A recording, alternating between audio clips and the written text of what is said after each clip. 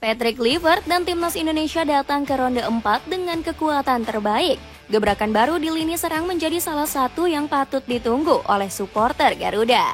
Ole Romaini diprediksi sudah bisa turun meskipun belum pasti bakal menjadi starter. Sementara Emiliano Jonathans dan Mauro Zylstra bakal diandalkan untuk variasi serangan baru. Kombinasi tiga pemain ini diharapkan mampu membobol lebih banyak gawang Arab Saudi dan Irak. Bagaimanakah prediksi kombinasi terbaik trio penyerangan timnas Indonesia di ronde 4? Variasi taktik menggeser Ole Romaini ke sayap.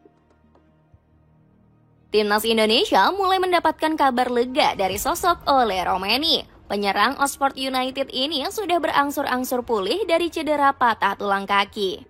Romaini berpotensi dapat tampil di laga ronde keempat kontra Arab Saudi dan Irak. Bahkan Oxford United melepas striker 25 tahun ini lebih cepat agar bisa melakukan pemulihan bersama skuad Garuda.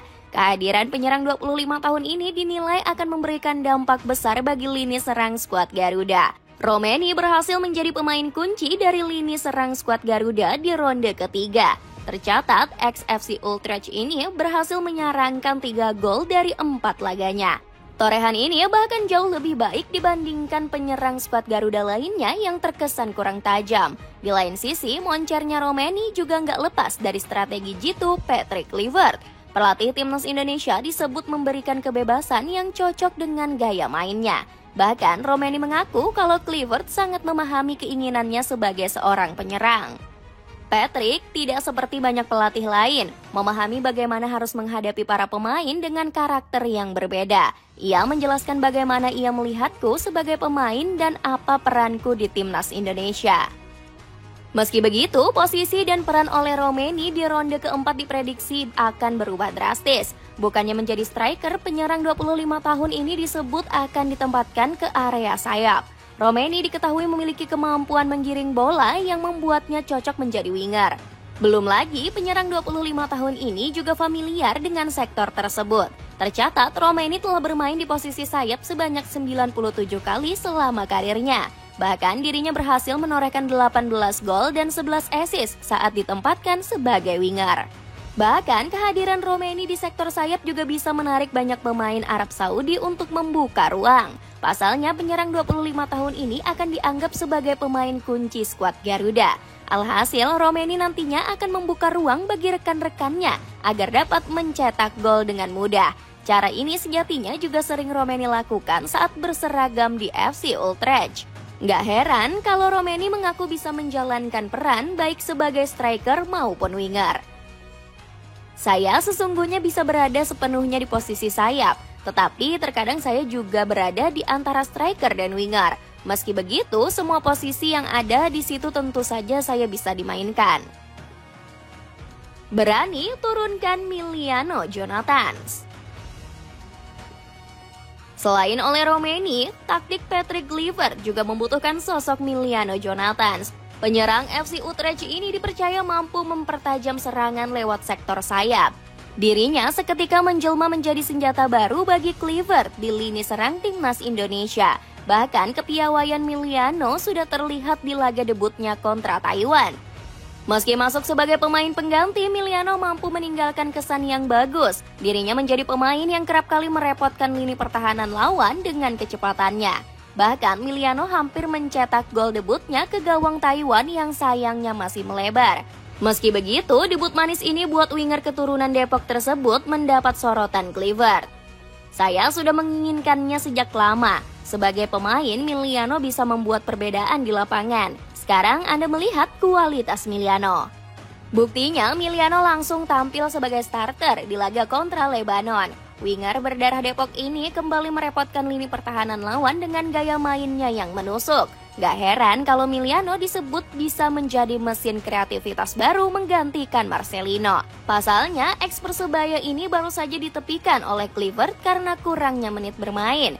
Belum lagi gaya bermain Emiliano yang suka menusuk dari sisi sayap dianggap mirip dengan Arjen Robben. Bahkan Emiliano juga mampu meniru legenda Belanda ini dengan tendangannya yang keras. Kepiawaian Emiliano ini nantinya akan sangat dibutuhkan untuk menghadapi Arab Saudi. Pasalnya, winger FC Utrecht ini akan berhadapan dengan Motep Al-Harbi. Bek 25 tahun ini diketahui memiliki kemampuan yang impresif ketika bertahan.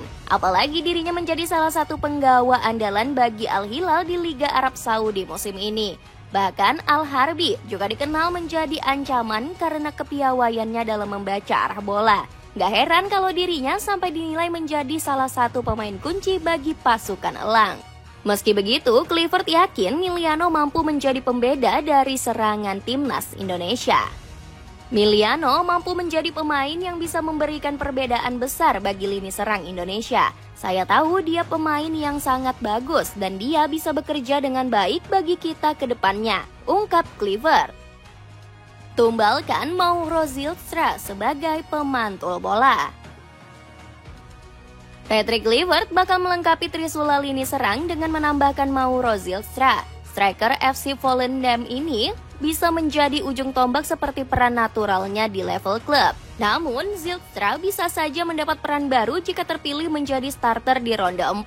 Pasalnya, posisi Ole Romeni dan Miliano Jonathans akan digeser ke sayap. Dengan pakem ini, Zylstra akan lebih banyak turun ke area tengah lapangan. Sang striker harus menjadi pemantul bola untuk membuka ruang bagi Romeni dan Miliano. Kemampuan Zylstra sebagai striker modern dianggap cocok untuk melakukan tugas ini. Sebelum resmi dinaturalisasi, Zylstra sudah membocorkan gaya mainnya.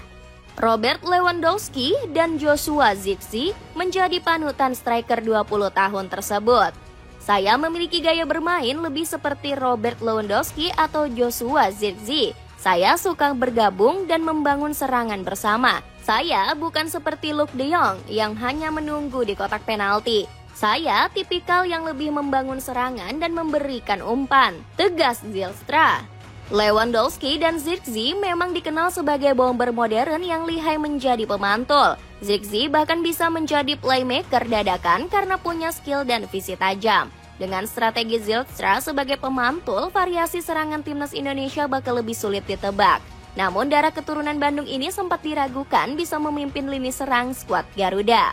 Media Belanda bahkan sempat heran saat Zylstra begitu mudah masuk skuad utama timnas Indonesia. Padahal striker muda ini dianggap masih kekurangan menit bermain di level klub. Indonesia memainkan 2 pertandingan persahabatan selama jeda internasional dan Zylstra langsung bergabung. Padahal Zylstra bukanlah pilihan utama di FC Volendam. Tulis media Noord-Holland Dagblad. Meski masih dipandang sebelah mata, Zylstra tetap dibutuhkan oleh Coach Patrick. Kehadiran sang striker bisa membuat kotak penalti Arab Saudi lebih berhati-hati. Postur tinggi dan badan kekar Zylstra bakal menyulitkan bek-bek negeri minyak. Di ronde ketiga, skuad Garuda selalu memakai taktik tanpa striker murni saat melawan Arab Saudi. Alhasil, Hervé Renard pasti sudah punya taktik balasan jika Kluivert kembali memakai strategi yang sama. Alhasil, kehadiran Zylstra akan membuat Arab Saudi lebih sulit membaca taktik skuad Garuda. Dapatkan kaos dry fit cocok untuk gym, running, dan berbagai olahraga lain cuma 70 ribuan. Cek linknya di bawah ini. Skema kejutan Patrick Kluivert. Formasi 4-3-3 kemungkinan besar bakal menjadi pakem andalan Patrick Kluivert untuk ronde 4. Skema ini sudah coba dimatangkan Coach Patrick di laga uji coba. Pasukan Merah Putih memang sudah terbiasa dengan pakem 3 bek sejak era Shin Tae-yong. Hasilnya, 1 kemenangan dan 1 hasil imbang berhasil diraih kontra Arab Saudi. Namun, pakem 3 bek ini hancur lebur saat timnas Indonesia bersua Irak di ronde kedua. Skuad Singa Mesopotamia selalu berhasil meraih kemenangan dari skuad Garuda. Alhasil, skema 4 bek layak dicoba timnas Indonesia di ronde 4. Taktik ini juga membuat serangan skuad Garuda lebih mengancam karena unggul jumlah. Jika memakai skema 3 bek, timnas Indonesia seringkali memasang 5 pemain di lini depan. 3 striker menyerbu area pertahanan lawan dibantu oleh 2 bek sayap. Sementara dengan pakem 4 bek, timnas Indonesia bisa mengirim lebih banyak pemain ke pertahanan lawan. 3 striker, 2 gelandang tengah, dan 2 bek sayap bisa masuk ke pertahanan. Alhasil, skuad Garuda bisa menghasilkan situasi menang jumlah untuk membuka pertahanan lawan. Skema ini bakal sangat berguna saat berhadapan dengan Irak. Skuad singa Mesopotamia punya catatan penguasaan bola tertinggi ketiga di ronde 3. Namun anehnya Irak justru menjadi tim yang menorehkan akurasi passing paling rendah.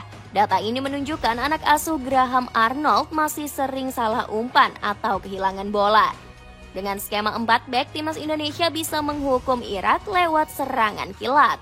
Lini serang skuad Garuda punya oleh Romeni dan Miliano Jonathans yang dibekali akselerasi kencang. Kedua pemain ini harus sering dikirim umpan-umpan terobosan.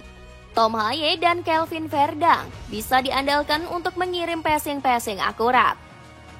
Selain urusan taktik, perubahan skema juga membuat komposisi skuad Garuda lebih matang. Coach Patrick nggak perlu membawa banyak bek tengah di ronde 4. Alhasil, nama beken seperti Mes Hilgers harus tersingkir karena stok Deverder sudah lebih dari cukup. Selain itu, Hilgers juga masih kesulitan mendapat menit bermain di FC20. Dapatkan kaos pendek anti gerah bahan mulus 30S cuma 20 ribuan. Cek linknya di bawah ini. Dengan prediksi skema serangan baru skuad Garuda, akankah Patrick Kluivert bisa memberikan hasil maksimal di ronde 4?